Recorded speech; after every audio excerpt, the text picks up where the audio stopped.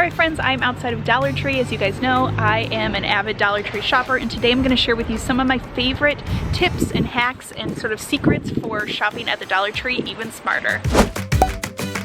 Alright, my first tip actually has nothing to do with shopping in the actual store, and it's to not forget that you can shop Dollar Tree online if you're buying anything in bulk, whether you're planning for a party or you're buying any of the glassware, the dishes, the mugs. What's great about doing this is obviously there's going to be a lot more variety, and if you are buying something in bulk, you'll be able to make sure you have all of them because sometimes on the shelves there's limited inventory. And a little tip, when you are buying from Dollar Tree online, you can have it shipped directly to your local Dollar Tree and pick it up right there for no additional cost.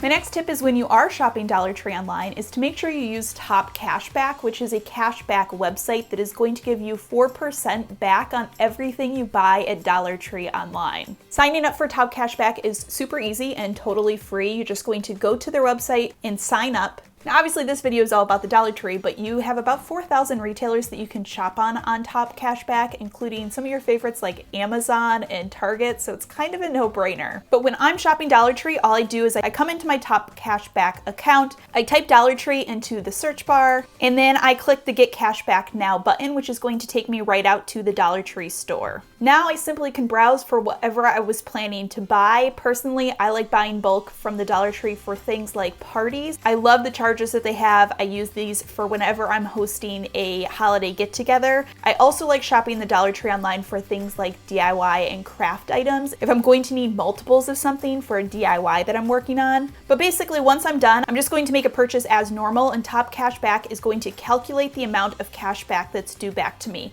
Like I said, at the Dollar Tree, it's 4%. Another really neat thing about Top Cashback, if you're used to using cashback websites, is it's the only one that offers 100% commission back to you, so they're not taking any money off the top. So essentially, you're going to make the most money back that you can. And the best part is Top Cashback was cool enough to sponsor this video, which means there is a sign-up bonus special for you guys for watching this video. I will have a link in the description down below with all the information you'll need about that, as well as information about the sign-up bonus. The next tip is to always make sure you're checking all of the aisles, because lots of times there will be things on the end caps that are seasonal that you'll miss if you don't check them all. So especially if you're shopping for seasonal type of things, make sure that you're shopping each aisle and checking the end caps so that you don't miss anything. My next tip is, you may not know this, but the Dollar Tree accepts manufacturer's coupons. So you're already getting something for as cheap as $1, and then you can use a manufacturer's coupon on top of that. Now it's important to know they will not pay you overages, but they will accept the coupon on top of the $1 price. A little tip I like to suggest is to actually just bookmark the store policy right on your phone when you are going to shop, because that way if the cashier has any questions about the policy, or maybe they don't know, some cashiers are new and they don't always know about all of the policies, you can just pull up the store policy on your phone and reference it, because it clearly states in the store policy that they accept manufacturer's coupons. Another thing to remember at the Dollar Tree is just because it's $1 doesn't always mean it's the best deal. Sometimes you gotta shop around, and lots of times you wanna look at the size of the item, because sometimes you're gonna get a much smaller quantity, so it doesn't actually turn out to be a better deal. Like for example, here's some Reynolds wrap, which I almost grabbed, but then I realized it's only 15 square feet, so like I said, not always a better deal. When it comes to seasonal items, obviously we're in the middle of the major holiday seasons right now. You always want to be shopping early at your Dollar Tree. They get their seasonal stuff way ahead of time. There's Halloween stuff mixed in with Christmas stuff, and in general, you really want to shop early for this stuff before it's become picked over. I always buy my wrapping paper at the Dollar Tree, but I find if I wait until December, there's only just sort of like the not as good wrapping paper left. If you want their best patterns and the nicest ones, you want to shop for that early. An important thing to know about the Dollar Tree is that all sales are final. I believe there is a stipulation somewhere in their policy that if it was a gift, you might be able to get store credit, but you're not going to get your cash back if you try to return an item.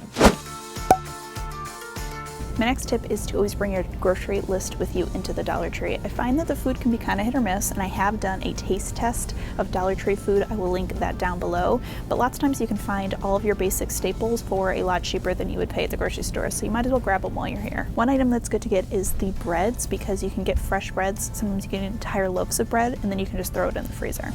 Another tip, never get anything but the the real thing. Swiss Miss. Callie tries to melt down chocolate bars and like put milk in it. No. That's where it's at. That tastes like, do you want to know what that tastes like? Do you want to know what this tastes like? Candy bar? Water. Chocolate water.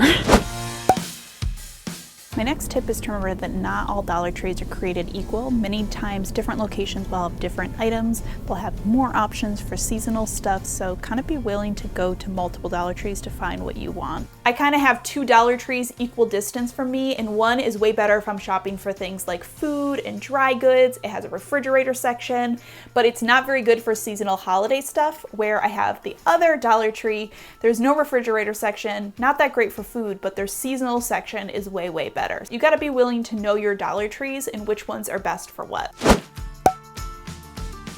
And on that note, it's not a bad idea to ask the people at your local Dollar Tree when they get their shipments in. They all get their shipments at different days of the week. And obviously when they get their shipments in is when they're going to be highest on inventory before it's been picked over.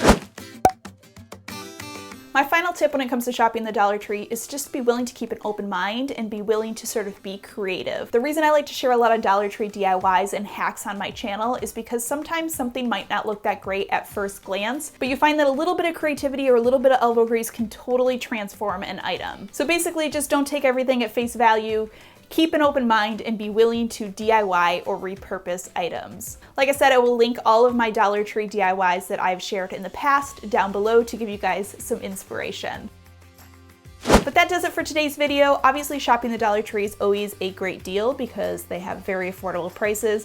But if you shop even a little bit smarter, you can find that you can be more sort of purposeful with what you're buying and you can actually even save more money. But as always, I hope you guys are having a fantastic day. Thank you so, so much for stopping by and watching today's video. And I will see you all in my next video. A little secret you don't know about filming videos when you're out and about. So like 95% of the time is just waiting.